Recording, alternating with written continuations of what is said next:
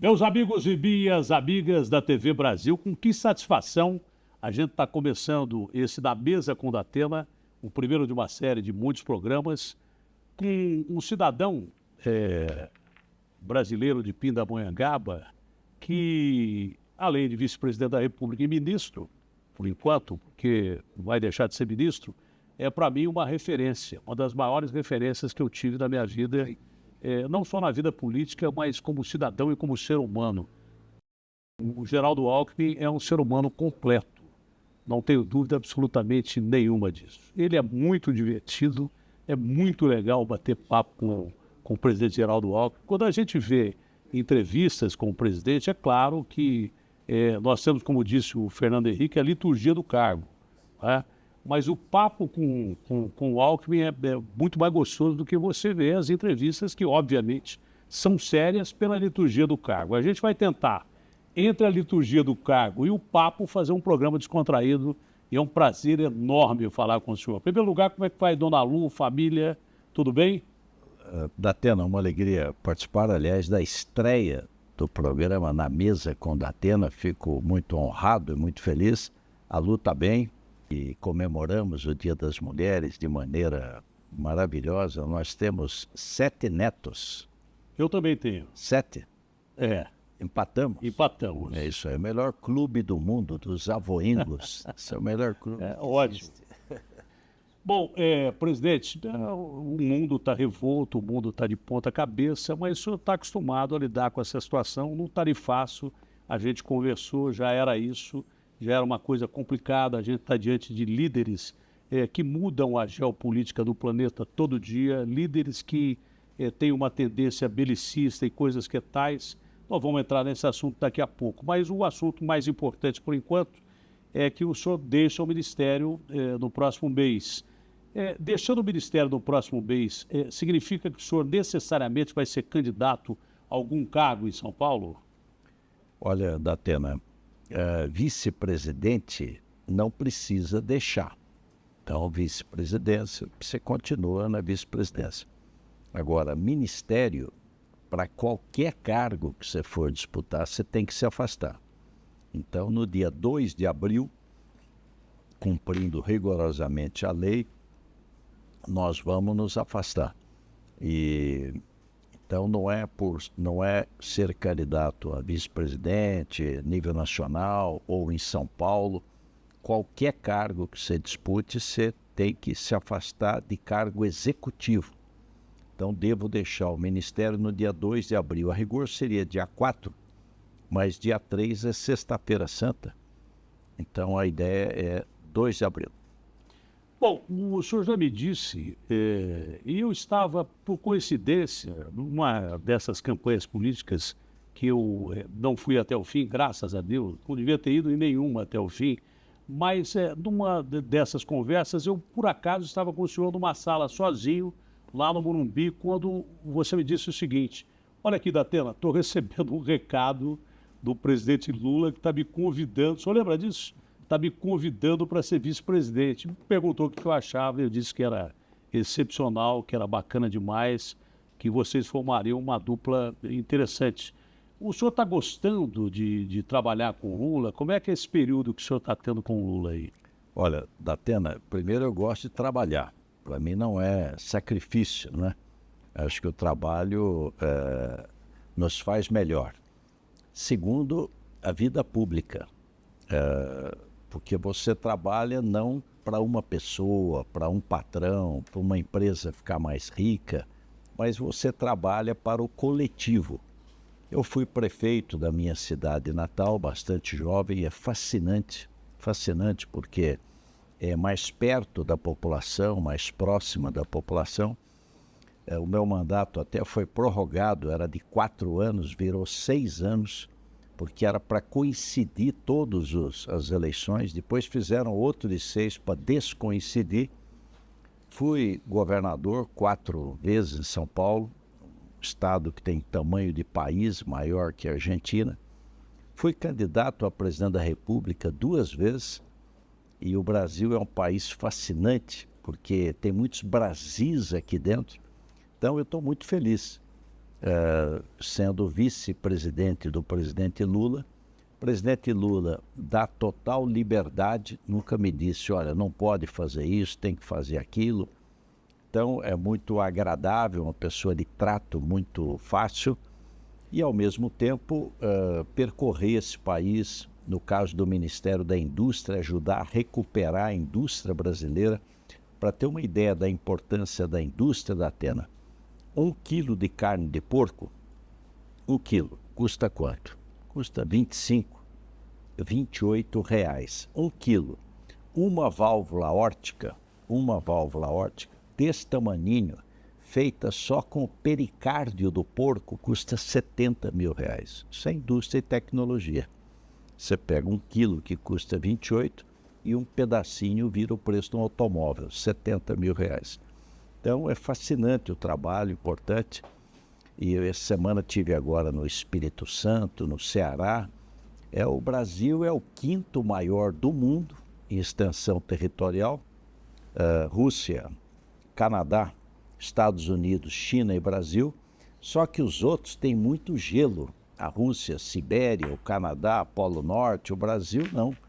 Na realidade, nós somos o maior do mundo. Enquanto a América Espanhola se dividiu em N países, desde o Uruguai até o México, o Brasil se manteve, a América Portuguesa se manteve unida num país continental. Então é fascinante. O Brasil tem a agricultura mais competitiva do mundo, indústria diversificada. A Embraer é um case de sucesso, 3ª indústria aeronáutica do mundo, crescendo numa velocidade impressionante. Agora vai abrir uma planta de montagem na Índia, então expandindo para o mundo inteiro. Setor de serviços de ponta, subsolo riquíssimo, petróleo, gás, nióbio, lítio, ouro, manganês. Água doce, o aquífero Guarani. Aquífero Guarani, Amazônia, 5 biomas. Então é uma oportunidade de trabalhar pelo país, de ajudar o nosso país. Estou muito feliz. Bom, diante do Ministério ainda, o senhor sempre me disse, e eu também confesso que acredito nisso, que o Brasil, em que pese ter um desenvolvimento muito legal, ainda continua em alguns detalhes um Brasil colônia, né? Desde o seu descobrimento, com a perspectiva extrativista, né? O Brasil se acomodou em alguns pontos e permanece Brasil colônia. A gente no agro arrebenta todo mundo. Se não fosse a pandemia, já teremos chegado perto dos Estados Unidos. A França compete em commodities com a gente, grãos principalmente.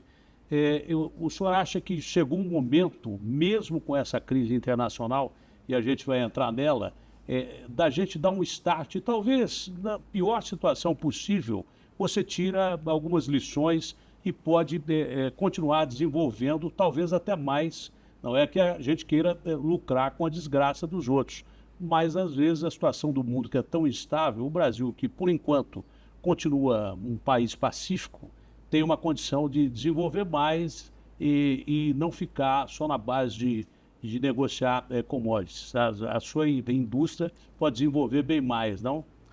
Esse é todo o empenho da Athena. É a NIB, Nova Indústria Brasil. É o projeto. É o projeto. Então, uma indústria mais inovadora, inovação faz diferença. Então, você tem, é o único caso que você tem crédito com TR, juros de 4% ao ano. É juros negativo, porque a inflação é 4,2% o ano passado. Então, inovação, uma indústria mais inovadora. Registro de patentes. O INPI, Instituto Nacional de Propriedade Industrial, levava 7 anos para registrar uma patente.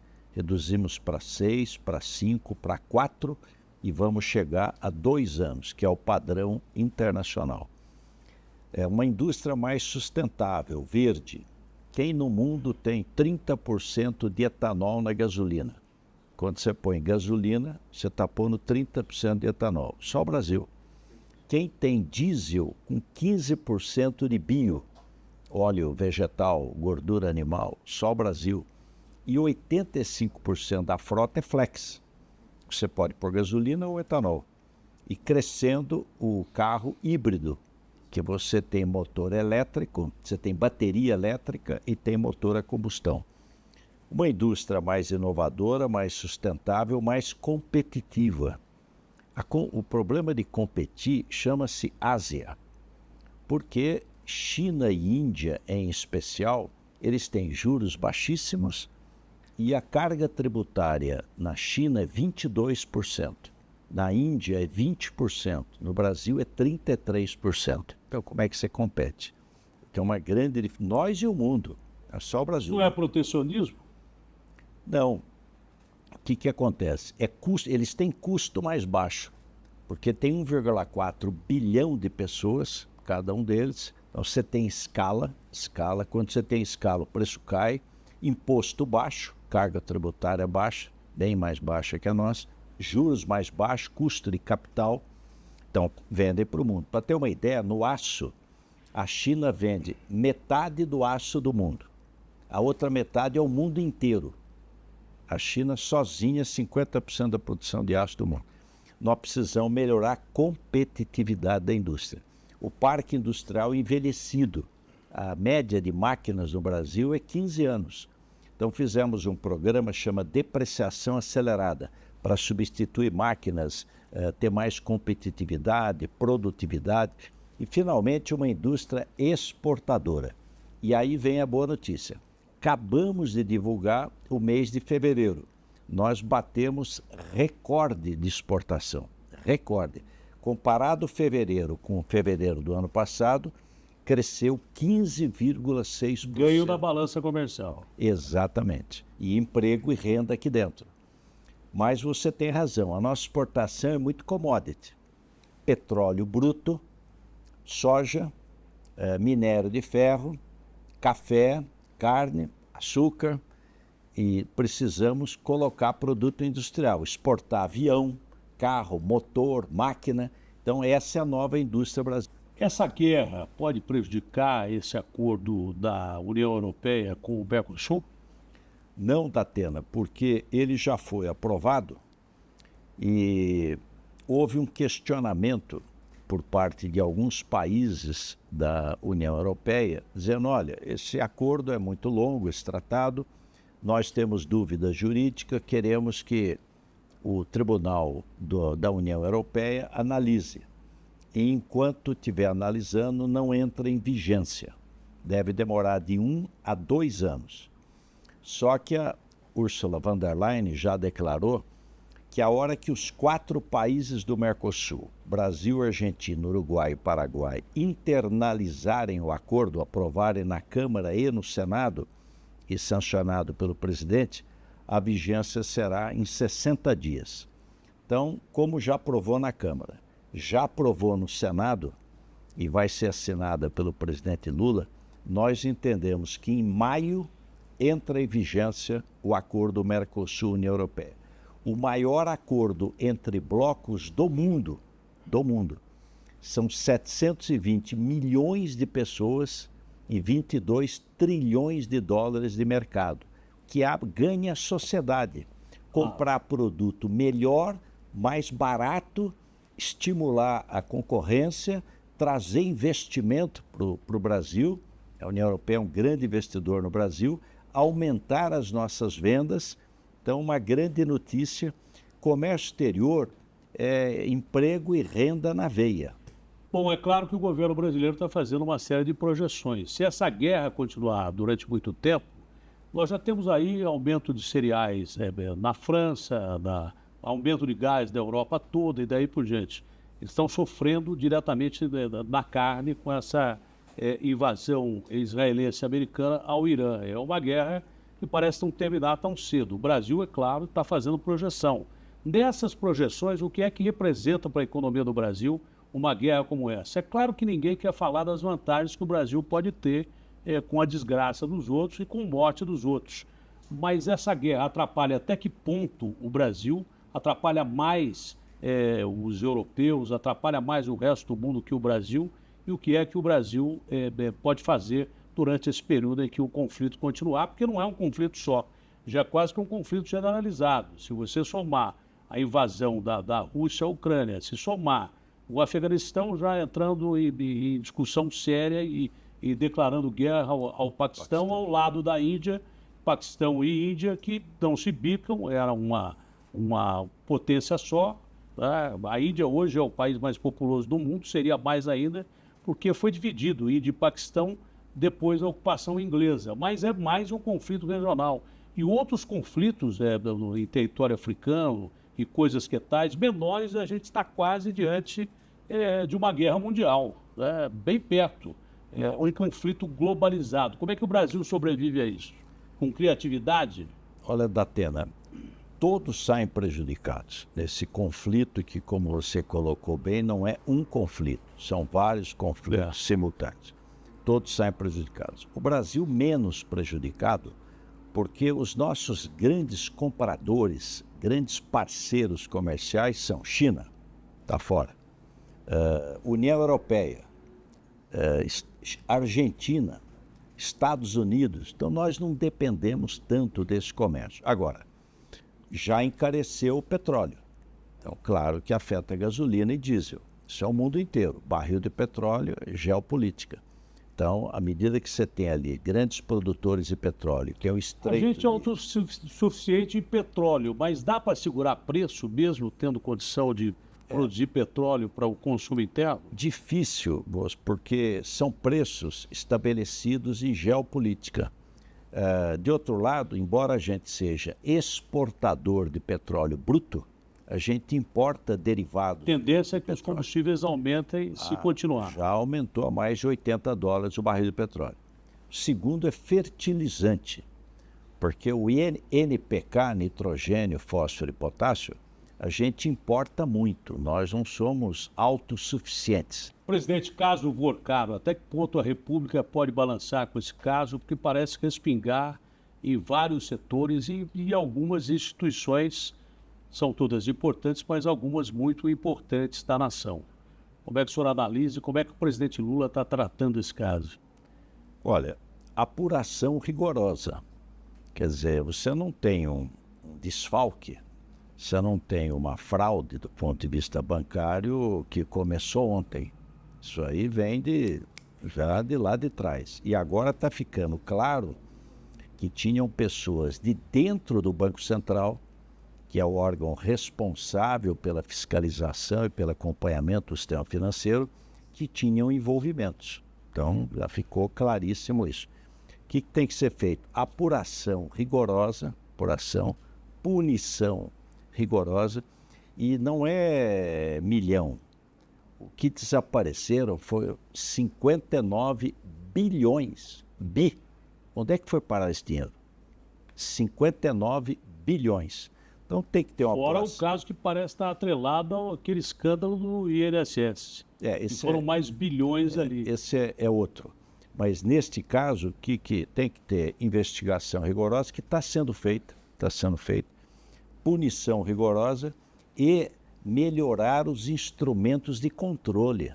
Não é possível, todo esse tempo ninguém percebeu, a não ser na hora que quebrou. Então o Banco Central agiu. Tanto é que fechou o banco. E existe um fundo garantidor para garantir quem tinha o dinheiro lá depositado. Mas muita gente vai perder dinheiro, especialmente fundos de pensão, né, que tinham depósitos no Banco Master. E a outra é aprimorar. Como é que eu aprimoro o CVM? Como é que eu aprimoro o Banco Central para não repetir esses fatos? O governo tem a noção clara de que houve corrupção dentro do próprio governo? Não, você tem funcionários, né? Há uma suspeita que está sendo investigada de funcionários dentro do Banco Central, nomeados no governo anterior,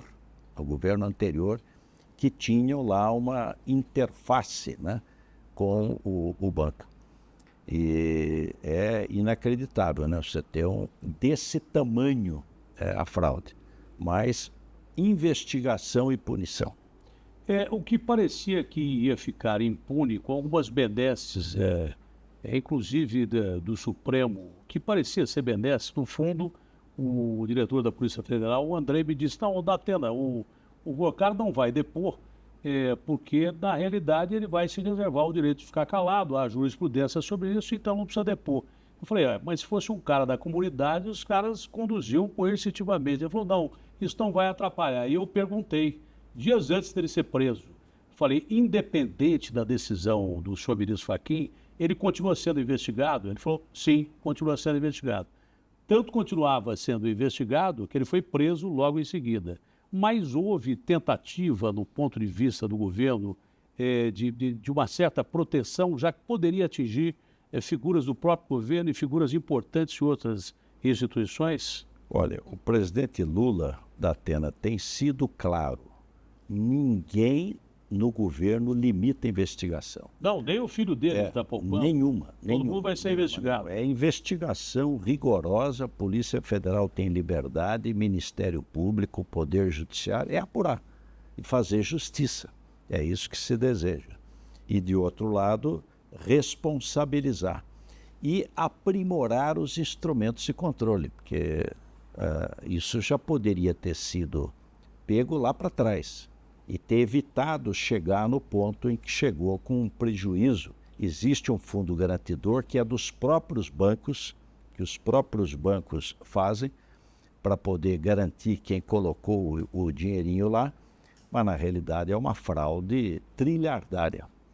O pior de tudo é que gente pobre, gente que economiza a vida inteira o seu dinheirinho para se aposentar bem, não só nesse caso, como do INSS, na realidade, usando o termo correto, é uma sacanagem com o povo brasileiro esse tipo de corrupção que deve ser combatido. No caso de alguém, ou dentro do governo, ou instituição importante, ter implicação direta nas investigações da Polícia Federal, porque tentaram afastar a Polícia Federal, o ministro Toffoli não queria, por exemplo, que a Polícia Federal continuasse nas investigações. No caso de respingar em alguém, o senhor acha que seria específico e as instituições que, inclusive, evitaram um golpe no Brasil, permanecem fortes do seu ponto de vista? Olha, diz que as pessoas passam,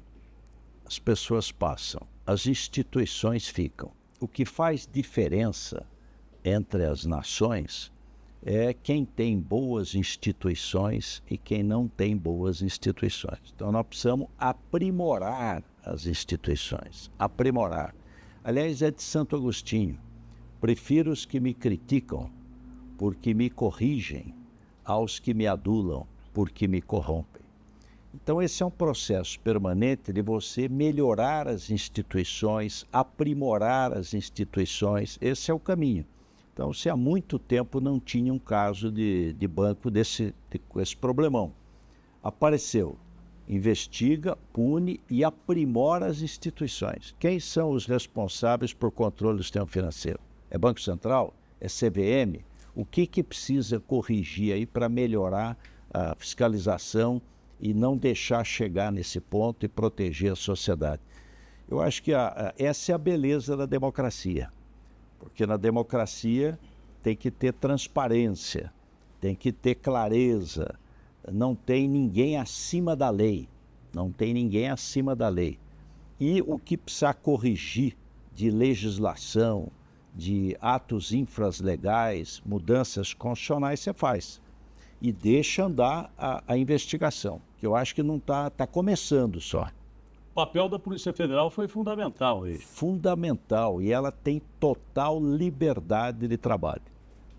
E deve continuar assim, porque age de uma maneira correta, não só a Polícia Federal, mas as instituições de segurança têm funcionado bem, às vezes cortando na própria carne. Tem operação em São Paulo que pega policiais que são corruptos e pune, e daí por diante. O fato que o Vorcaro preso representa já pelo menos um norte, no caso do Banco Master. Está preso, tem o princípio da suspeição, um princípio de que seja considerado inocente até o julgamento, mas há muitas evidências de que ele pode ser um dos maiores criminosos financeiros do país. Pode ser. E quem permitiu que ele fosse durante muito tempo tem que pagar junto com ele. Se ele for culpado, quem permitiu que ele fizesse essa barbaridade tem que pagar mesmo, e ele tem que estar na cadeia mesmo. Pelo menos é o nosso ponto de vista, porque apareceram conversas em que parece coisa de máfia, né? O nosso querido Lauro Jardim, numa conversa no Vorcaro, eu queria que quebrasse todos os dentes do Lauro. Eu liguei para o Lauro e falei, pois é, Datena, eu estou com todos os dentes e ele está preso. Significa que, de repente, as instituições estão funcionando, não é isso? É isso aí. E elas precisam ter toda a liberdade de agir e cumprirem o seu dever. Cumprirem o seu dever. Bom, o senhor falou em redução de imposto. Claro que a redução de imposto é sempre bem-vinda porque estimula a produção, dá emprego e tudo mais. Mas se muita gente não sabe, até bem pouco tempo atrás, e acho que não mudou isso, a evasão fiscal ela é muito mais prejudicial ao Brasil, por incrível que pareça, do que o crime organizado, do que o dinheiro que movimenta o crime organizado. Eu tenho a impressão que com redução de imposto e a aplicação do imposto, bem aplicado o imposto, muita gente vai ter vontade de pagar imposto, né? Porque muita gente não paga, às vezes até porque não pode, porque não tem condição de fazer continuar a girar o seu negócio, porque se pagar imposto quebra. E muita gente não confia em como o governo está usando esse dinheiro do imposto, em como ele está aplicando. Eu tenho a impressão que com fiabilidade e redução de imposto, você minimiza o problema da evasão fiscal. Claro que vai continuar, mas minimiza, diminui, não? Não há dúvida. Aliás, um bom exemplo, Datena, para quem está nos acompanhando aqui no seu programa Na Mesa com Datena. O governo do presidente Lula falou, olha, carro sustentável. O que é carro sustentável? É um carro de entrada, não é carro de 200, 300 mil reais, é um carro de entrada que tem que ter fabricado no Brasil, flex, não pode emitir mais que 83 gramas de CO2 por quilômetro rodado e 80% de reciclabilidade. 5 montadoras têm o carro sustentável. Então, Renault, Kwid, General Motors, Onix, Volkswagen, 2, Polo e Terra, Stellantis, 2, Mobi e Argo, e a Hyundai HB20. É carro de entrada de 70 mil reais. Zerou o imposto. Era 7, veio para 0.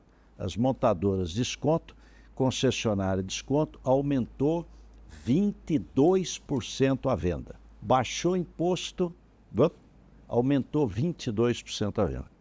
Então, nós precisamos, e do ponto de vista fiscal, é 0. O governo não está criando déficit. E é possível isso? É factível isso? É factível. O que nós temos que fazer com a reforma tributária? A reforma tributária vai simplificar, porque você tem 5 impostos sobre consumo. 3 federais, IPI, PIS e COFINS, ICMS estadual e ISS. Você junta num IVA, um imposto de valor agregado. Então, você simplifica. Ela vai desonerar totalmente investimento. Os estudos do IPEA mostram que pode aumentar investimento no Brasil em 15 anos 14% e aumentar exportação, porque desonera exportação. Então, o Brasil era o país dos impostos, quer dizer, é um inferno tributário impressionante. O IVA devia ter sido feito há 30 anos atrás, mas é melhor fazer já atrasado do que não fazer. Então, a reforma tributária traz eficiência econômica e deve diminuir a informalidade e a sonegação. Por quê? Porque como é imposto de valor agregado, eu quando compro um produto, eu vou querer a nota para eu poder abater no crédito. Então deve diminuir a sonegação. A outra nós temos que combater é contrabando. Você pega o celular, entrava celular contrabandeado, pequenininho, vendido nas plataformas. Se eu vender numa loja, eu vou lá e lacro a loja, a polícia vai lá e lacra. Se eu vendo na plataforma, eu não posso tirar a plataforma do ar. Claro. Então, vendia um celular contrabandeado na plataforma. Nós conseguimos, com a Anatel, ela fazer um código. Foi feito um código dizendo, opa, você vendeu o celular, tem que ter aqui o código comprovando a legalidade dele. Algumas plataformas entraram na justiça para continuar vendendo contrabandeado celular. Conseguimos, com a AGU, caçar todas as liminares. Hoje não pode mais. Tem que ter o selinho da Anatel, se garante a qualidade do produto e ia fechar as indústrias de eletroeletrônico, que, claro, se é contrabando é mais barato. Então, essa questão do combate à informalidade tem que ser 24 horas. Vou dar um exemplo. Aqui em Brasília eu fiz agora 15 dias e fizemos no Brasil inteiro. Posto de gasolina. Você tem posto de gasolina, que fraude volumétrica. Você põe 30 litros de combustível, entra 27 litros. Há muito tempo. Tem um chip que chama bomba baixa. Você controla pelo celular e você ganha 2, 3 litros fraudando o consumidor. Fraudando o consumidor. Fraude de qualidade, álcool aguado, gasolina aditivada e fraude fiscal, não paga imposto. Muito porque grande parte da rede de postos está na mão do PCC e do crime organizado. Aí o que tem que fazer e está sendo feito, combate ininterrupto, junta a ANP, IPEM, PROCON, Polícia, Secretaria e Ministério da Fazenda e faz blitz. Esse é um trabalho permanente, mas acho que a reforma tributária vai ajudar a diminuir a informalidade. Não, muito melhor tomar uma atitude como essa, de você combater o contrabando, do que taxar com imposto maior eletrônicos que vêm de fora, que o governo se negou a fazer isso. Nós não temos que impedir que a coisa boa lá de fora entre aqui, nós temos que melhorar a nossa produção de eletrônicos aqui e combater o contrabando. Acho que foi por isso que foi revogada a péssima ideia de você taxar o produto eletrônico que vinha de fora, não foi isso? Na realidade, todo produto que vem de fora, que não tem produção nacional, chama-se ex-tarifário, é zero imposto, zero. Então, tudo quanto é produto eletrônico, eu vou montar uma telefonia, o que for, não tem produção nacional, o imposto é zero. Aí alguém pode falar, mas eu requeiro o ex-tarifário e pode levar 6 meses para... Você precisa checar se realmente não tem produção nacional. Então, o que nós fizemos numa resolução da Camex faz uma semana? A hora que você requerer já está dado o ex-tarifário. Aí nós é que vamos correr atrás para ver se tem ou não produção nacional.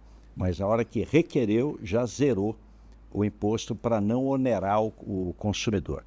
Temos que melhorar a nossa indústria nacional. Na realidade, Datena, diz que quando Jesus entrou em Jericó,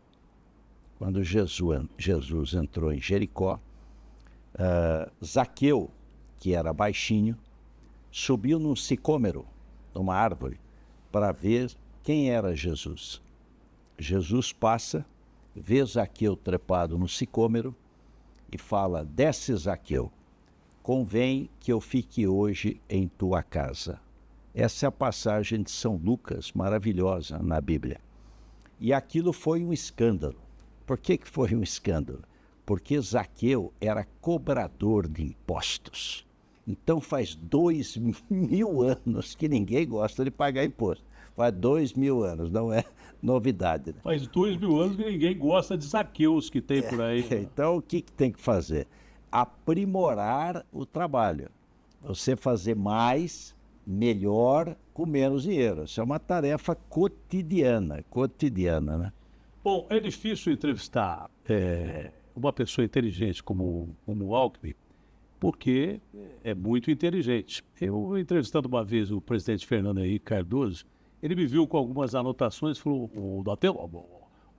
por que você está com essa cola aí? Eu falei: não, porque eu tenho que fazer uma série de perguntas para o senhor, eu não sei se eu vou lembrar de tudo. Ele falou assim: olha, uma vez eu fui dar uma aula na Sorbonne e me atrapalhei com papel, nunca use cola. Mas, infelizmente, num programa de 1 hora, com quem tem conhecimento, como o senhor, como o Fernando Henrique, é difícil não usar cola. E o senhor, de repente, quando não quer responder, quando toda pessoa é inteligente, como toda pessoa é inteligente, já cai para outro assunto. E a gente tem que voltar, é por isso que eu anoto aqui. Mas, Datena, sobre o Fernando Henrique, eu era deputado federal e ele era senador. E eu fui relator da lei de doação e transplante de órgãos. Sim. Relator da lei de doação, como médico na Câmara Federal. Relatei o projeto, fiz o texto e foi para o Senado. Aí eu sou chamado para um debate na Unifesp, Escola Paulista de Medicina. Eu e o Fernando Henrique Cardoso, que ele era senador.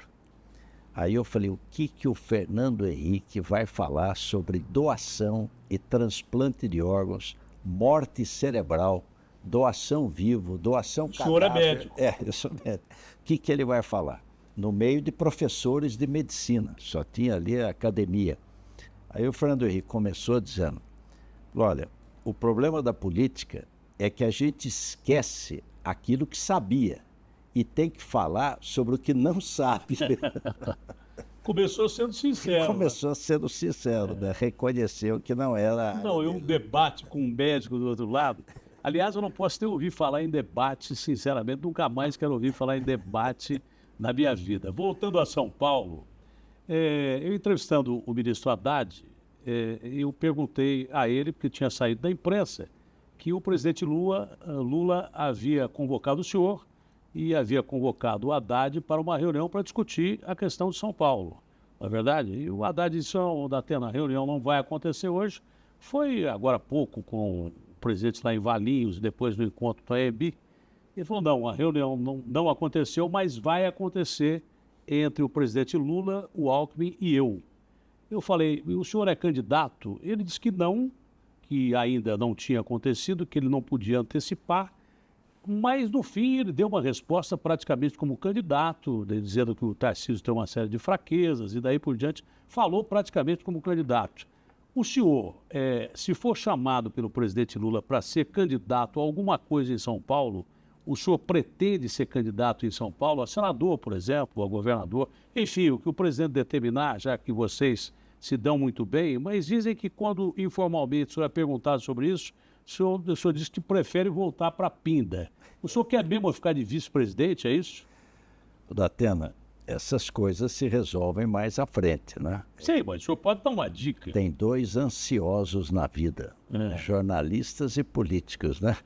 E o que tem que ir? Vai definindo por etapa.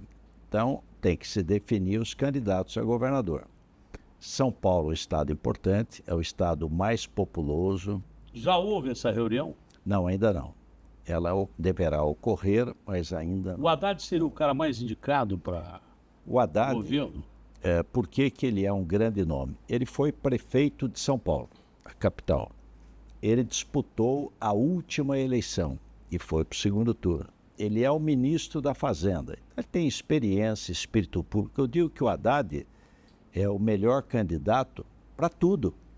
Não é só para governador. Mas essa é também uma definição de foro íntimo. Ninguém vai impor alguém a ser candidato. É preciso a pessoa ser convencida de que esse é o melhor caminho. E é engraçado, o Mário Covas, quando passou a reeleição, ele era contra a reeleição. Mário Covas era contra. Quando passou, no tempo do Fernando Henrique, ele falou, eu não sou candidato. Sou contra ele, não sou candidato. Um dia, eu do lado, numa entrevista, a jornalista perguntou, ele falou, eu não sou candidato. Eu falei, o senhor fala que não é, mas na hora H o senhor sai. Falou, você está me chamando de mentiroso? Aquele jeitão espanhol dele. Aí a menina ficou assim, então. Eu ouvi aquilo, eu que ficava quietinho lá no primeiro andar, liguei para a secretária dele, dona Ana, falei, dona Ana, pede para o governador Mário Covas, a hora que puder, me chamar. Passou umas 2 horas para o senhor subir. Aí eu fui lá e falei, governador, o senhor não pode dar a resposta que o senhor deu para a jornalista. Falou, você também acha que eu sou mentiroso? Falei, não, eu não acho. Só que na vida privada, particular, eu sou médico. Posso abrir um consultório, montar um laboratório e dar aula. Se eu tiver um recurso, montar uma padaria.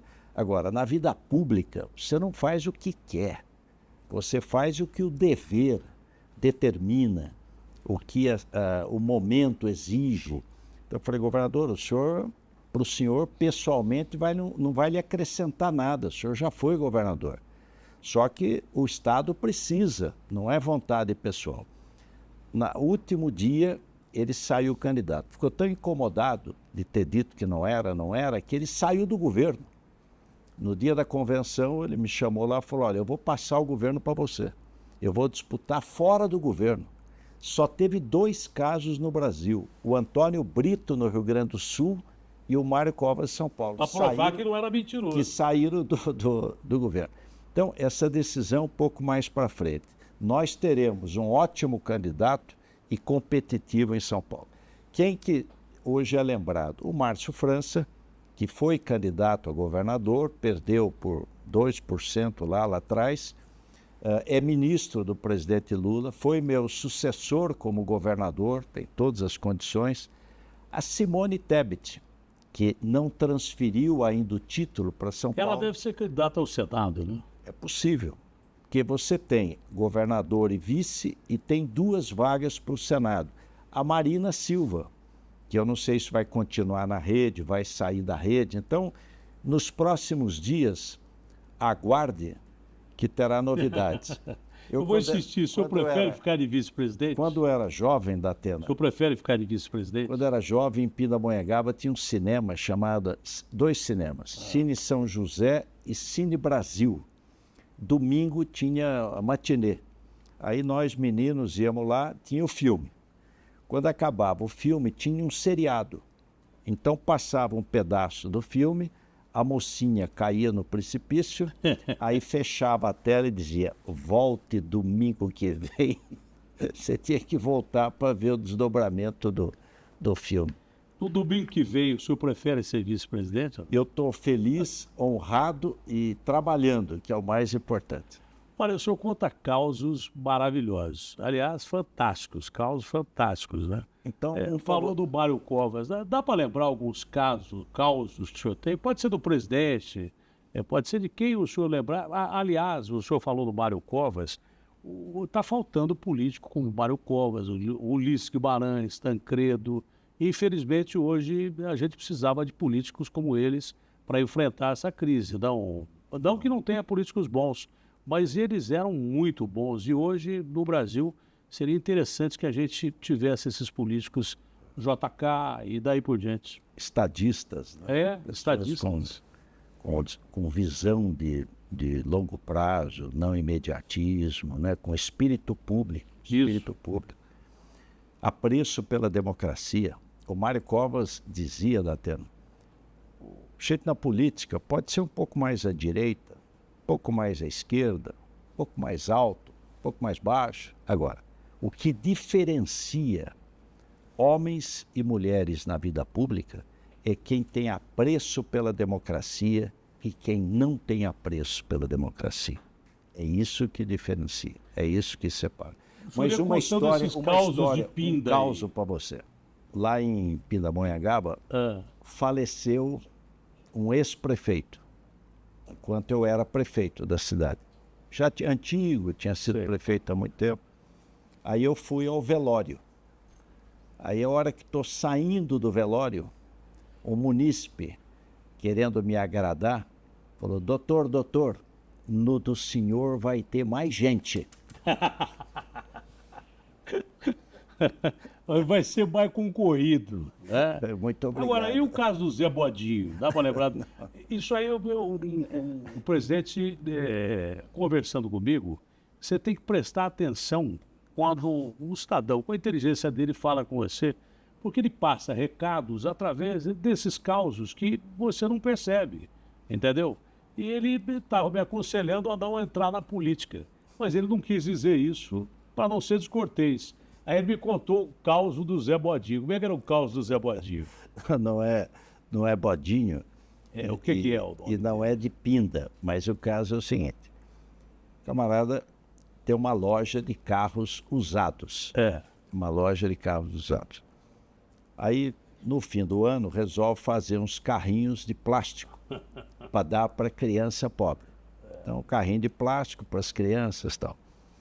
Aí, no outro ano, juntou mais uns amigos, mais carrinho para as crianças. A mamãe levava as crianças, ganhava o carrinho e tal. Vários anos. Aí alguém falou, fulano, você está eleito prefeito da cidade e tal. Aí ele saiu candidato. Aí tirou 5º lugar. Aí, passado um tempo, vou à cidade, não é Pindamonhangaba, vou à cidade e encontro com ele lá num evento e tal. Aí ele me falou, Geraldo, vocês são tudo louco da cabeça, vocês não batem bem da cabeça. O cara, para ser candidato, tem que estar pirado. Isso é uma gelada, Eu era o São Fulano, do carrinho das crianças, das mamães, era badalado. Virei candidato. Primeiro ladrão. Coisa que eu não lembrava mais, descobriram. Eu não lembrava mais, descobriram. Depois sonegador. Não tirava nota fiscal da loja, dos carros usados. terceiro corno, a mulher é bem mais nova do que ele. Então, Foi só virar candidato.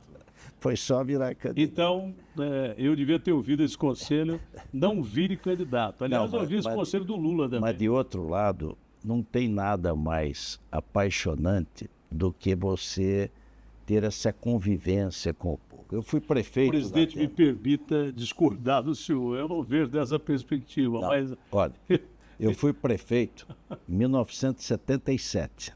Vai fazer quase 50 anos. Eu vou a Pinda tomar um café numa padaria, começa o pessoal que quer tirar retrato. Aí vê, olha, o senhor esteve na casa da minha mãe quando inaugurou o asfalto. O senhor esteve na casa da minha avó quando inaugurou a creche. É muito perto das pessoas, é um sentimento maravilhoso. Agora, é duro. Então, respondendo o que é mais difícil, Lyndon Johnson, presidente dos Estados Unidos, estava muito fatigado, exausto. Ele dizia, poderia ser pior, eu poderia ser prefeito. Então, é o mais exigido. É o mais exigido. E teve a porque dura está muito tarefa, perto da população. Teve a dura tarefa de substituir o John Kennedy depois do assassinato em Dallas. Não foi brincadeira o que ele assumiu. O Kennedy era um verdadeiro mito. Continua sendo até hoje, né? Até hoje. Então, você pegar o lugar em plena crise, pegar o lugar do John Kennedy não era brincadeira.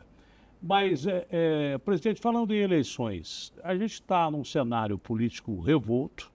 Continua o que eu acho terrível em qualquer país, essa tal polarização, onde não se aceita o princípio do contrário. A direita está crescendo em relação às pesquisas, pelo menos, né? Agora, o presidente Lula é um craque em disputar a eleição.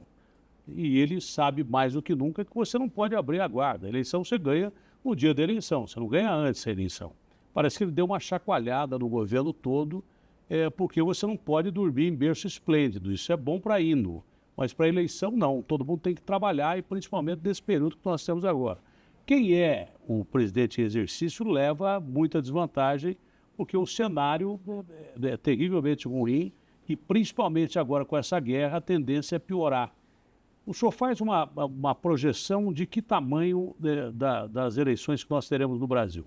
Serão eleições revoltas? Serão eleições em que se prevê agressividade? Serão eleições em que a direita pode levar vantagem porque o Trump quer ser presidente do mundo e está atacando todo mundo, com declarações, inclusive, que depois do Irã, agora vai ser Cuba. Depois da Venezuela foi o Irã e agora vai ser Cuba. Ele está virando um verdadeiro imperador, o presidente Trump. Depois nós vamos conversar sobre isso mais tarde, porque para conhecer o Trump, você precisa conhecer o secretariado dele, que o senhor conhece bem e negociou durante o tarifaço. Mas como é que o senhor considera a posição do presidente Lula em relação às eleições, ao candidato que parece ser o candidato mais provável da direita, e a coisa está se centralizando, que é o Flávio? Como é que o senhor analisa essas eleições e como o presidente Lula está tratando essas eleições em nível interno? Olha, Datena, no mundo inteiro, não é só aqui, você tem eleições polarizadas. Então, no mundo inteiro, você vai vendo as últimas eleições, são eleições bastante polarizadas. Eu acho que o presidente Lula vai bem, porque eleição é comparação. Você faz uma comparação. Então, se você for verificar meio ambiente, você tinha um desmatamento brutal. O Brasil reduziu o desmatamento 50%, cediou a COP 30%. Hoje é um grande protagonista na questão do combate às mudanças climáticas. Então, eu diria que avançou.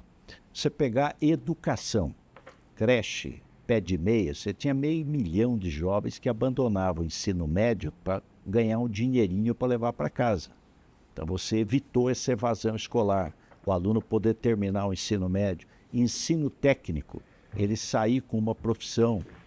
Então, você avançou na questão educacional, né? Escola de tempo integral, creche para a mamãe ter tranquilidade, que seu filho está bem cuidado, seu filho pequeno. Ensino técnico avançou. Saúde avançou. Acabei de chegar agora de entrega lá de aceleradores lineares para tratamento de câncer. No Brasil inteiro, você tinha um estado que não tinha um acelerador linear para radioterapia. Avançou vacina. O Brasil, com a campanha antivacinal feita, nós retrocedemos. Você pega a Covid, nós temos 3% da população do mundo. Tivemos 10,5% das mortes por Covid no mundo. 3 vezes mais. Então, se avançou, mais especialistas, mais médicos, apoio às santas casas, às filantrópicas, tratamento do câncer, infraestrutura, concessões, ferrovia, rodovia, abertura comercial. O país estava isolado. Hoje você tem uma integração na economia mundial como nunca vista. Então, acho que as coisas avançaram. Agora, não tem eleição fácil. Não tem eleição fácil. Mas acredito, sim, que as coisas tendem a melhorar. Existe uma coisa, Datena, chama taxa de desconforto. O que é taxa de desconforto? É a soma da taxa de desemprego com inflação. Se soma os dois, quanto mais alta, pior. É a taxa de desconforto. Inflação alta e desemprego alto. No Brasil, quando o desemprego estava baixinho, a inflação estava lá em cima. Quando a inflação estava baixinha, o desemprego estava lá em cima. Hoje, os dois estão baixos. O desemprego é o menor da série histórica e a inflação é 4,2%. É a menor também. Então, você tem um ganho de renda da população, salário mínimo com ganho real. Vamos lembrar que 60% de aposentados e pensionistas no Brasil vivem com um salário. Então, essa é uma diferença importante. Fazer ajuste, todo mundo tem que fazer, é saber matemática. Não pode ter déficit, não pode, você tem que fazer. A diferença é que alguns fazem ajuste em cima do pobre, do cara que ganha um salário, do aposentado, do desempregado. E o correto é fazer ajuste em cima do privilégio, de quem ganha milhões, de quem tem fortunas. Isso é que é a diferença. Quer dizer, olha, não devemos brigar mais por questão fiscal. Isso é obrigação não fazer déficit. Agora, a forma de fazê-lo é preciso ter justiça social. E digo mais, eu fiquei em Harvard em 2007, quando perdi a eleição presidencial, recebi um convite, fiquei meio ano na Universidade de Harvard. E as universidades americanas fazem muita prospecção. Como é que é o mundo da 2010, 2020, 2030? É o mundo mais rico, tem muita liquidez, mundo mais rico, mas mais desigual. A desigualdade cresce. Quem tem capital, o cara que tem milhão, ele vira milionário, bilionário. O bilionário, trilionário. E quem é pobre? Cresce muito pouco, melhora muito pouco. Esse é um fato. Nós estamos num mundo onde há um desequilíbrio entre o capital e o trabalho humano. Porque a agricultura mecaniza. Você não precisa mais de tanta gente. Não vai ter nem tratorista. Vai ser autônomo o trator. Indústria, automação e robô. Mesmo serviço, pega medicina, radiologia. Vai ser tudo robô, inteligência artificial. E vai acertar mais que o médico. Porque a capacidade de armazenamento é maior que o cérebro humano. Se eu quiser decorar uma biblioteca, uma enciclopédia, eu decoro. Vou esquecer o que eu sabia. Você tem uma capacidade de armazenamento limitada. O mundo mais rico e mais desigual. Qual a consequência? Primeira, migração. O cara sai do lugar para poder arrumar trabalho, respirar, viver, enfim. Então a África tentando entrar na Europa para ter acesso ao welfare state europeu. Saúde de graça, previdência social, assistência social, tentando entrar na Europa. Morre afogado no Mediterrâneo. O Reino Unido sai da União Europeia, Brexit. Como é que sai sendo um centro financeiro para ninguém entra na ilha, ninguém entra na Inglaterra? O Trump ganha eleição com proposta de muro. Ninguém entra na América. Muro do México. Muro do México. E está expulsando estrangeiro. A Venezuela entraram no Brasil 1,2 milhão de venezuelanos. Então, um primeiro fenômeno fruto de um mundo mais rico e desigual, migratório. O segundo é confronto político. O jovem não vendo tanta oportunidade, ele vai para os extremos. extrema esquerda, extrema direita. Isso é um fenômeno que não é particular. Metade dos motoristas de Uber de São Paulo tem faculdade. Faculdade. Então precisamos fazer um casamento melhor entre a formação profissional e o mercado de trabalho. Então, isso não foi só produto da pandemia, né? Não, isso é hoje. Isso é hoje. Então, na realidade, é preciso ter um olhar social. Se você não tiver um olhar social, um camarada, não vou dizer o nome, fortuna pessoal dele é maior que o PIB do estado de São Paulo inteiro, com 47 milhões de pessoas. Trilionário, que tem mais de $1 trilhão. Esse é o mundo que nós vivemos. Então você tem que ter eficiência econômica, reformas, déficit zero e, de outro lado, um olhar social. Você trabalhar no sentido de tornar o mundo mais justo. E fazer. O presidente Lula é um homem do diálogo e da negociação. A vida dele foi isso. Ele não é fruto da fortuna pessoal, filho de uma família muito pobre, e nem da herança política. Não é filho e neto de ninguém da política. Ele é fruto do povo. É chão de fábrica, chão de fábrica. Então, aprendeu a diálogo e negociação. Esse caso dos Estados Unidos é um exemplo. O Brasil foi com perseverança. É o que eu ia dizer. Se tem um cara que sabe enfrentar a crise, esse cara é o Lula. Porque ele brigou com o Mike Tyson e não saiu ferido. Porque para brigar com o Mike Tyson, você pode ter certeza que você pode até atingir o Mike Tyson, mas ele vai te arrebentar. O presidente Lula, numa crise terrível, enfrentou o presidente Trump, né? E todo mundo sabe quem é o Trump, e não saiu tão machucado quanto deveria. Pelo contrário, aliás, o senhor também teve um papel fundamental nessas negociações do tarifaço, mas o presidente Lula ganhou mais projeção ainda em nível mundial quando enfrentou muito melhor o Trump do que os europeus, que até hoje sofrem das mãos do Trump. Todo dia crítica, agora ele criticando a Espanha como um mau parceiro, criticando a União Europeia. Mas a gente podia ter saído muito mais machucado do que saímos dessas negociações. Então, para lidar com crise, o presidente Lula é bom, né?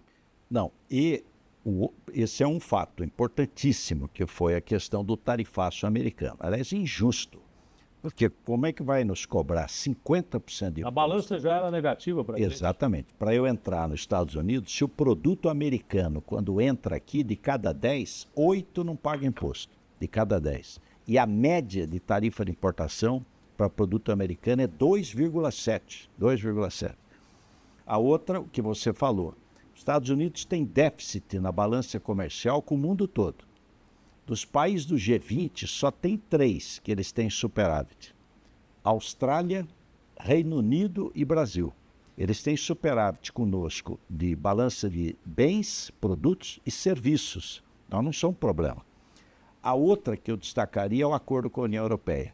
Porque nós estamos mostrando para esse mundo difícil, conturbado, litigioso, que é possível abrir mercado. Que é possível abrir mercado, promover o multilateralismo, né, e melhorar a competitividade. É possível. Então, extrapola Mercosul, União Europeia. É um exemplo para o mundo. Olha, é possível a gente abrir mercado, o povo ganhar, comprar produto mais barato, de melhor qualidade, construir multilateralismo, um bloco aqui da América do Sul. Agora vai entrar um 5º país, que é a Bolívia. Então, além de Brasil, Argentina, Uruguai e Paraguai, entra a Bolívia. E a União Europeia, 27 países. Então, mostra que tem um caminho aí que pode ser trilhado. Para a gente entender esse mundo cada vez mais globalizado e terrivelmente globalizado pelo lado negativo, a gente começa com Putin. Vamos dizer que eu sou comunista ou que eu sou de direita. Começamos com o Putin invadindo de forma definitiva, apesar de decisão da ONU contra a Ucrânia. Foi uma invasão. Ali começou-se uma guerra que não termina nunca. Diziam que ele ia conquistar Kiev em 8 horas, já passamos de 4 anos. Logo depois aparece no cenário o presidente Trump. O presidente Trump, ele, na Venezuela, disse que ia prender o Maduro, que ia caçar os terroristas e matá-los. Foi a frase que ele usou. Bom, ele entrou na Venezuela, contra todas as decisões possíveis e imagináveis de lógica, e ele não prendeu, ele sequestrou o Maduro, independente de ser ditador, o chefe de cartel, sei lá o quê. Ele entrou num país soberano, sequestrou o presidente da República e a mulher dele e levou embora. Agora ele ameaça os iranianos dizendo o seguinte: olha, eles tentaram um acordo, agora é tarde demais, eu vou matá-los. De novo ele usa essa frase. Para entender quem é o presidente Trump, né, o Putin a gente já conhecia, mas para entender o presidente Trump, eu tenho a impressão que o senhor pode traçar até um recado. É claro que tem que manter a liturgia do cargo, tem que tomar cuidado com o que fala, mas o senhor conversou demais com o secretariado do Trump, que, é claro, o secretariado é a imagem dele, presidente Trump. São todos milionários e que visam o capital. Isso ajuda a explicar um pouco esse egocentrismo do presidente Trump, que está sentado em cima do maior arsenal militar do mundo e junto com a China, uma das maiores economias do mundo, a maior, a China se aproximando. O secretariado dele, com quem o senhor tratou e com muita habilidade, ajuda a conhecer um pouco o presidente dos Estados Unidos? Olha, Datena, começando pela Rússia e Ucrânia, a posição do Brasil foi correta, dizendo, olha, nada justifica você invadir um outro país. Então, não há justificativa para a invasão da Rússia sobre a Ucrânia.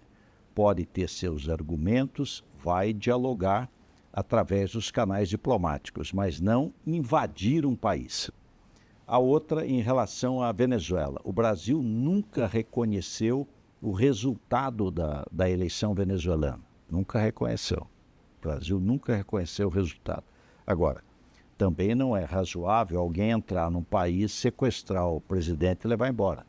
Então, é preciso, nós estamos vivendo tempos... Mesma posição em relação a Irã e Israel atacando o Irã. Tempos difíceis, que nós precisamos trabalhar para fortalecer o diálogo, fortalecer instituições como a ONU, fortalecer instituições, Organização Mundial do Comércio, você ter regras de convivência em sociedade. Isso tudo nasceu depois da Segunda Guerra Mundial, para evitar guerra, Em relação ao governo americano, eu tive contato com o secretário de Comércio dos Estados Unidos, Howard Lutnick. Demos várias conversas por telefone, por videoconferência, e resolvemos alguns problemas. Quando eu falei, olha, o Brasil, a tarifa é baixa. A nossa tarifa média é 2,7%. Como é que nós vamos pagar 50%? Que reciprocidade é essa? Não, mas vocês têm barreiras não tarifárias. Falei, qual? No caso do etanol, o ICM Bio, para a gente ter o certificado do Renova Bio, o certificado. Em uma semana resolvemos. Uma semana foi resolvido. Tivemos com o embaixador Lutnick, do USTR, então, sobre várias questões. O fato é que, devagarinho, quando teve a primeira ordem executiva do tarifaço, nós pagávamos 37% da exportação brasileira, 50%. Isso foi reduzindo, 35%, 34%, 32%, até chegar em 22%. Então, foi tirando café, celulose, suco de laranja, carne, muito alimento, né? Muito alimento. Então, foi reduzindo, foi melhorando a nossa situação. Porque nós exportamos 40 bilhões de dólares, em média, para os Estados Unidos. 40 bilhões de dólares. Então, se 37% estava onerado, era um valor grande. Agora, com essa decisão da Suprema Corte Americana, o máximo é 15%. Nós e o mundo. Então, nós não perdemos competitividade. Aliás, foi meio que surpreendente, porque tudo é favorável ao Trump, até na Suprema Corte. Né? Na Suprema Corte, lá são 9 ministros. 6 republicanos e 3 democratas. Questão de matemática. Mas o fato é que deu exatamente 6-3, dizendo, olha, não pode fazer da forma como foi feito. Senão eles se isolam do mundo. Então, ficou 10% a última ordem executiva. Mas o Trump disse que na rede social que vai ser 15%. Que seja 15%. Mas é 15% para o mundo inteiro. Então, nós não perdemos competitividade. O que nos preocupa é a seção 301, que vai ser analisada um pouco mais à frente. Então é importante o encontro do presidente Lula com o presidente Trump. E vai acontecer esse encontro que já foi prorrogado algumas vezes e agora por causa da guerra. Ele não foi marcado, havia uma expectativa de que fosse agora em março, pode ser ou pode ficar um pouquinho. E o que vai ser decidido aí, presidente? Então, esse encontro você discute minerais estratégicos. O Brasil tem a segunda reserva do mundo, terras raras, segunda reserva do mundo. Data center. O problema da inteligência artificial no mundo é falta de energia. Falta de energia. Nós temos energia abundante. No Nordeste sobra energia, dá até problema. No Sul nós vendemos para o Paraguai que nem usa.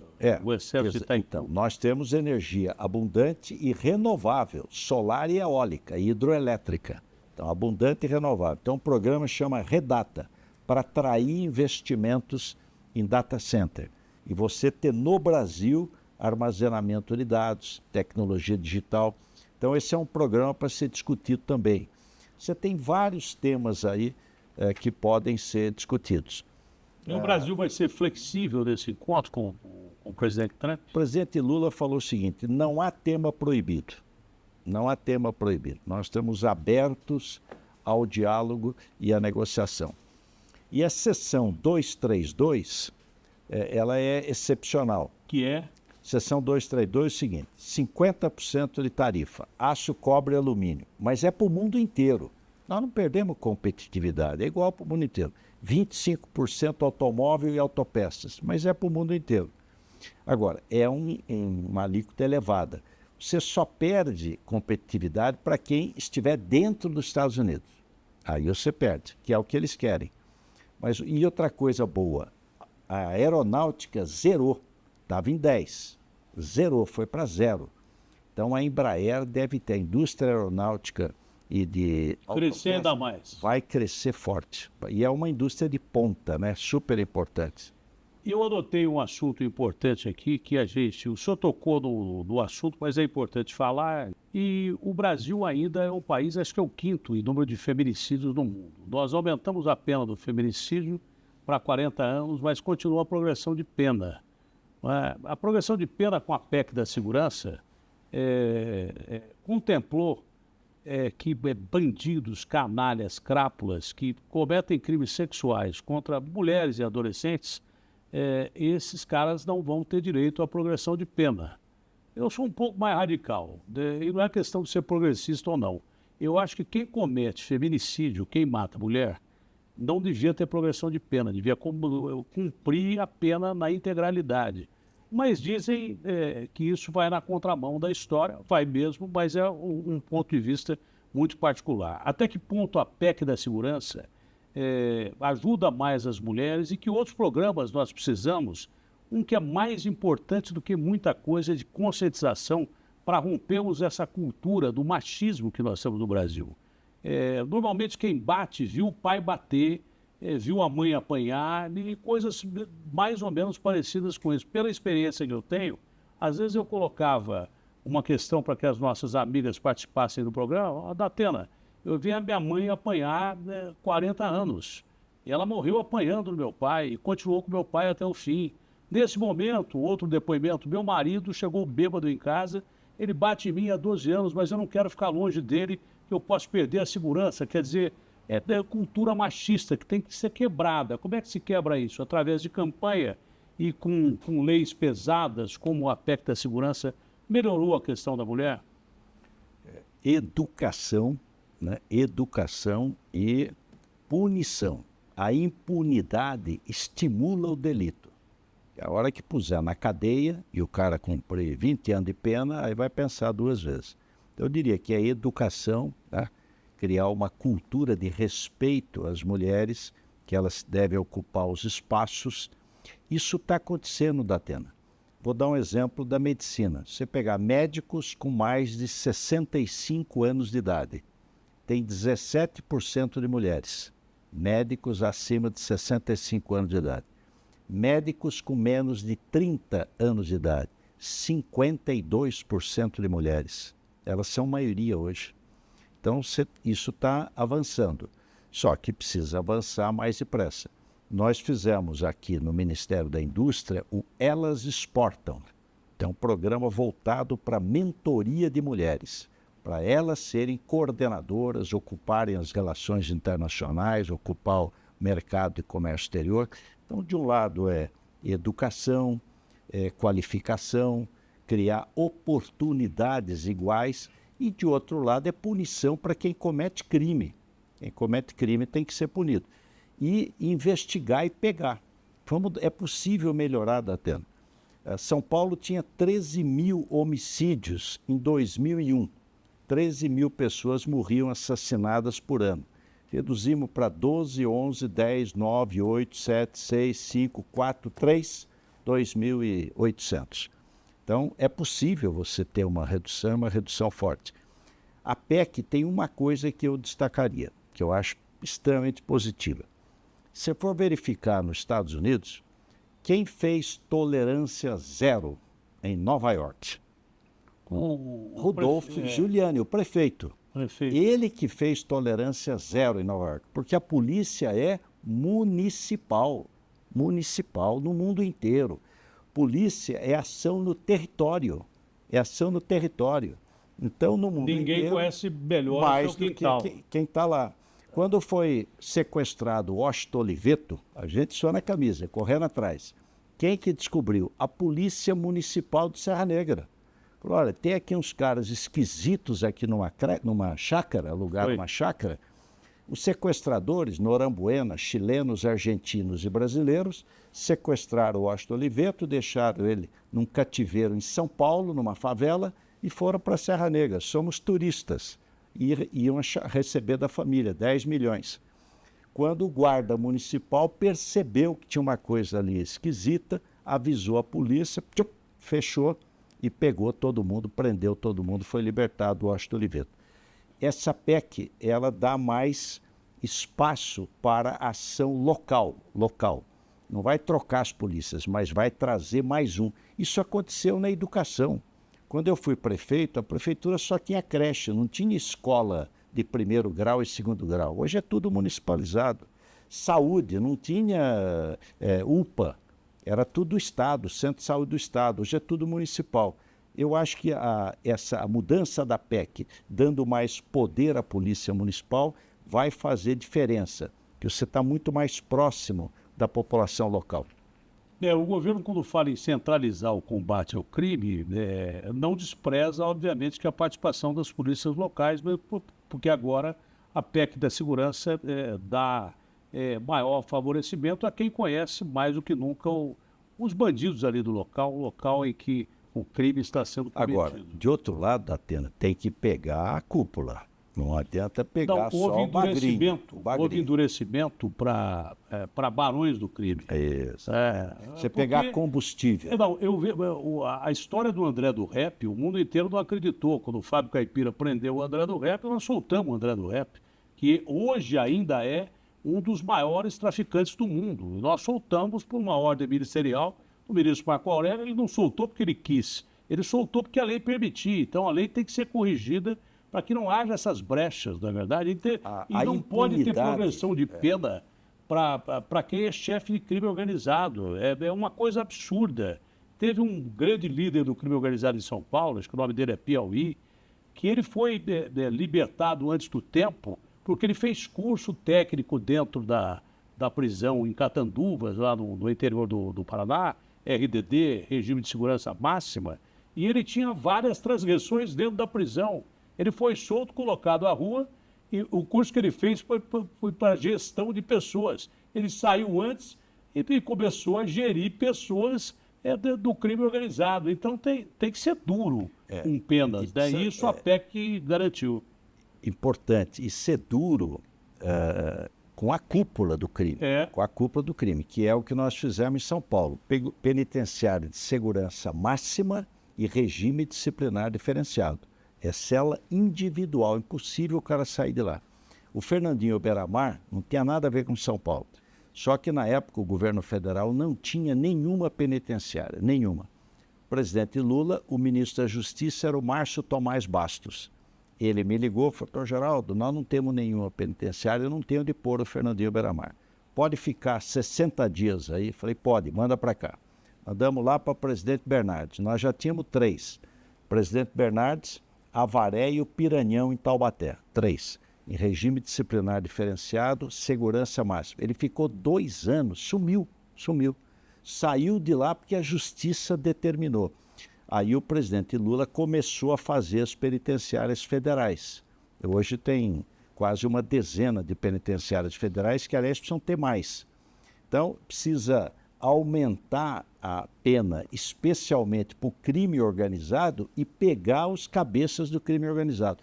Combustível. Chegaram a montar distribuidora e refino de petróleo. Chupando o petróleo da Petrobras. Inacreditável. E onde é que mora esse pessoal? Em Miami, trilhardários. Tudo dinheiro. Aliás, barão do crime não mora mais em comunidade, é só em condomínio fechado e tudo mais. Agora está chegando lá. Navios foram presos, refinaria foi fechada, quer dizer, você pegou, chegou no centro do crime. Esse é o grande desafio, mas estou otimista. E seguir o caminho do dinheiro. Você não combate crime organizado sem combater a lavagem do dinheiro, não é isso? Exatamente. Esse é o caminho, mas acho que a gente pode avançar. Crime organizado bateu as portas da Faria Lima. É isso aí.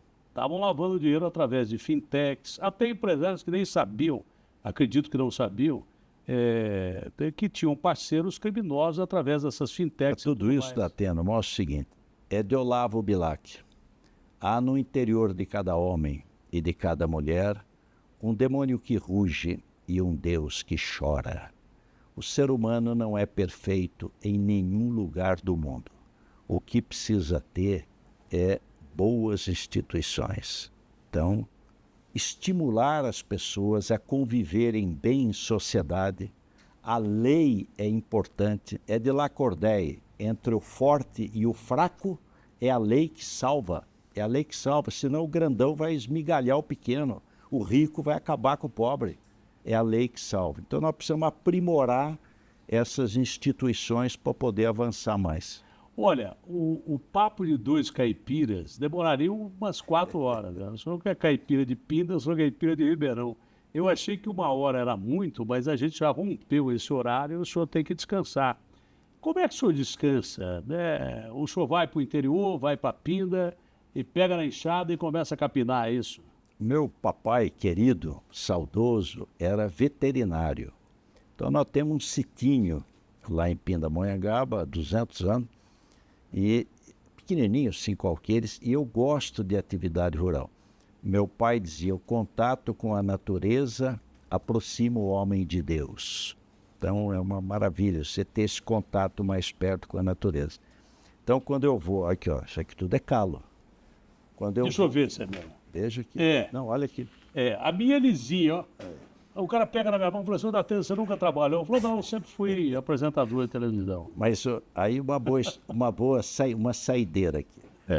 Aí eu vou lá, Pinda, quando eu vou uma vez por mês, assim, eu vou lá pro sítio, eu não tenho casa na cidade. Eu moro na roça. Capina quanto tempo? 5h30 da manhã, acordo, 6 horas eu começo. O segredo é enxada bem amolada. Enxada bem amolada. Tem que afiar a enxada? Tem que amolar direitinho. Já está amolada quando eu chego lá. Aí 6 horas da manhã... E tem técnica para... Tem. Você passa até esmeril. Não, para capinar, tem técnica? Não é tão difícil, não. Se ela estiver bem encabada, você vai. Mas acho que o senhor já pegou o jeito. Você vai andando no pasto, espinhadeira, pá, arranca. Rabo de burro, arranca. Sapé, arranca. Barba de bode, arranca, vai limpando. Qual capim é mais difícil de sair? O rabo de burro, torceira maior e tal. Dormideira também, às vezes se você não pegar bem a raiz, ela volta. Aí você vai limpando o pasto, para o capim poder sobreviver melhor. Eu vou das 6 até 10h30, mais ou menos. 4 horas. Caramba! Pingando. Tudo sujo, tal, roupa rasgada. Deixo a enxada na cerca e vou num bar perto de casa. Uma vez comentário que o senhor estava tomando cerveja. Como é que foi isso? Não, é o seguinte, eu não bebo. Então eu vou no bar para tomar uma coquinha gelada, depois de 5 horas de enxada. Deixei a enxada na porteira, fui lá no bar da Rosângela e do Pardal, que é o casal que tem o bar lá. Sentei para tomar a coquinha gelada para uma van. Desce umas moças de vestido longo e uns rapazes de terno. Entendi. Indo para um casamento. Eu imaginei que fosse o casamento. Numa fazenda lá na frente, no bairro do Ribeirão Grande, então. Aí queriam tirar retrato, e eu naquele estado. Aí eu expliquei, olha, eu estava na enxada, e eu vim aqui no bar, aí um deles falou, doutor, nós conhecemos bem isso, é pouca enxada e muito bar. Falei, puta, 4 horas e meia de enxada, tem que ouvir isso, né? É pouca enxada e muito O senhor bar. tem intimidade com a enxada, não tem? Muito, eu gosto. Nós estamos presos aqui nesse lugar aqui. Nós estamos presos aqui. Eu posso levantar ou não? Eu quero ver se o senhor é bom de enxada, meu. Eu trouxe uma enxada aqui. Olha, Eu que precisei presentão. pedir permissão para trazer a enxada aqui.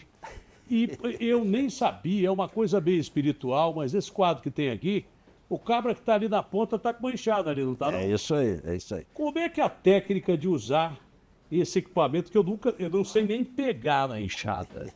Pode tirar a câmera tira uma das câmeras do tripé. Como é que é a técnica de usar a enxada? Olha. Essa tá afiada ou não? Primeiro, Essa tá ruim. ela tem que estar bem amolada. Essa tá boa? Não, não tá. Tem que passar tá aqui, a lima. Bom, vamos De um admitir lado- que ela tivesse boa. Aí você, aqui, ó, pega aqui, e não é para ficar assim.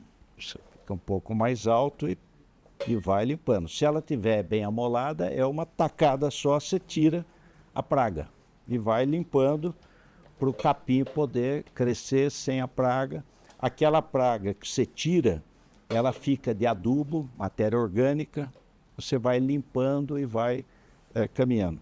Então evita de usar agrotóxico, dá emprego, então você vai limpando. E não dá dor nas costas? Não, você tem isso aí. E é uma atividade física boa para ganhar. Não, eu faço 4, 5 horas de inchado, você fica pingando, não tem academia melhor, né? Olha, Agora, isso aqui é matar dá a pena. cobra e Esse mostrar quadro- enxada. Esse quadro é a primeira indústria brasileira. Isso aqui é a primeira indústria brasileira que é cana-de-açúcar. Cana-de-açúcar. Cana-de-açúcar. Onde é isso, hein? Interior de São Então, Paulo ou Nordeste? Não, São Vicente, província de São São Vicente. Vicente. Olha o mar aqui. Província de São Vicente. O autor, o pintor é do Rio de Janeiro. É de 1942, mas ele retratou a história. Começou lá atrás com a cana-de-açúcar, veio vindo, já tem um carrinho, tem um trem, tem um trator. Ele fez uma evolução. O meu secretário executivo do Ministério é promotor de justiça, procurador do Ministério, Sei. Dr. Márcio Elias Rosa. Olhou o quadro, cabeça de promotor, né? Falou, tá cheio de ilícito nesse quadro. Trabalho infantil. Trabalho infantil, trabalhador sem capacete, já viu um monte de ilícito aqui. Moral da história, quase que ele leva o quadro. Presidente, muito obrigado. Ô, Datena. Prazerão grande. Obrigado. Recomendações à dona Lu. Obrigado. E o senhor provou que não só é bom de conversa, de causa, mas é uma das grandes referências do nosso país e, acima de Generoso. tudo... E, acima de tudo, é bom de enxada.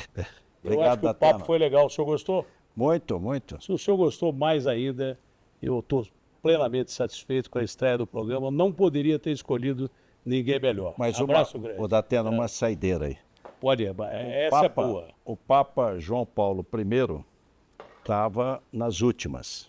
Ele foi Papa 60 dias e morreu. Tanto é que o João Paulo Pode pegar enxada. O João Paulo II foi em homenagem a ele. E ele estava morre, não morre, então a imprensa já fez o obituário.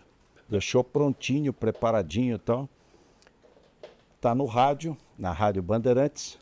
Está lá o camarada ao vivo no programa, chega um telex de Roma. O Papa morreu. Ele imediatamente no ar, atenção, atenção, urgente, urgente. Acaba de falecer o Papa João Paulo I. Pá. E aí leu o obituário. Nasceu em tal lugar, ordenou padre, bispo, cardeal, foi papa. 20 minutos depois chega outro telex. O Papa está muito mal, Não morreu. mas não morreu. Atenção, atenção, urgente. Infelizmente, o papo não morreu. Isso já aconteceu, já me mataram várias vezes na internet. Eu não sei se é vontade, mas me mataram. Presidente, foi um prazer Obrigado, muito grande. Datena. Desculpe ocupar o seu tempo, mas eu não sei como é que o senhor...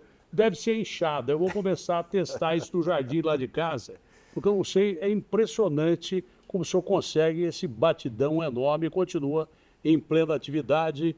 E a última pergunta, o senhor vai ser candidato? Não pode esquecer. Muito obrigado a vocês de todo o Brasil. Está encerrado aqui o primeiro da mesa com o Datena, com o nosso brilhante presidente Geraldo Alckmin. Recomendações a Dona Lu, beijo na netaiada e todo mundo. Obrigado, Datena. Muito obrigado. Tchau, pessoal.